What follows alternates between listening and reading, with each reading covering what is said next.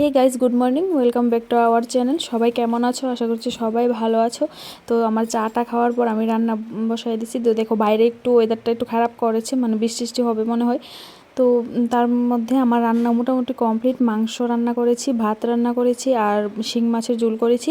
তো দেখো এখানে আমি একটু মাংস আলগা করে রাখছি আমার শ্বশুরমশাইয়ের জন্য, উনি নিয়ে যাবেন। মোটামুটি রান্না শেষ। এই যে তারপর আমরা একটু পরে খাওয়া দাওয়া করব। তো তোমাদের প্লিজ তোমরা আমার সাথে থাকো, ভিডিওটা দেখতে থাকো। ভালো লাগলে অবশ্যই লাইক করো, পাশে থেকো। তো তো এই ভিডিওটা আমি শ্যুট করছি মার্চের 17 তারিখ। তো এতটুকু দুপুর অবধি শ্যুট করেছিলাম, তারপর আর শ্যুট করা হয়নি। তো আবার আমি শুরু করেছি 18ই মার্চ, মানে এর পরের দিন দুপুর থেকে আবার ভিডিওটা স্টার্ট করেছিলাম। তো প্লিজ দেখো ভিডিওটা।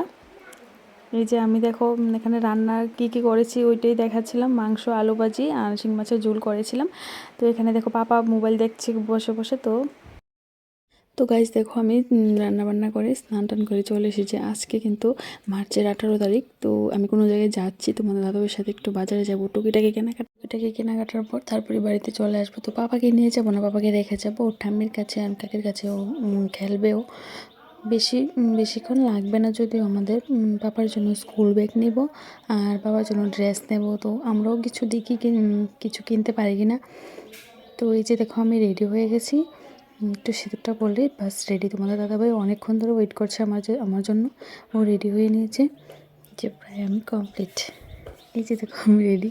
তো সিম্পল গার্ল, কিছুই মাখিনি, একটু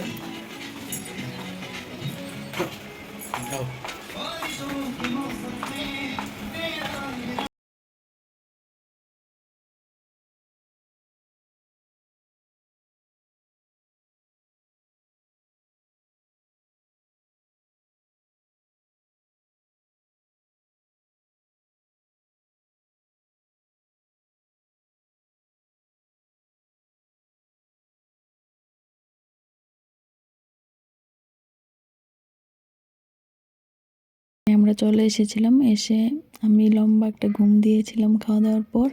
তারপর সন্ধে পুজোটাও সেরে নিলাম। তো আজকের মতো ভিডিওটা আর কিছুই দেখানোর নেই। তো কেমন লাগলো ভিডিওটা অবশ্যই লাইক করো, পাশে থাকা বেল আইকনটি অবশ্যই ক্লিক করে দিও। আজকের মতন বাই।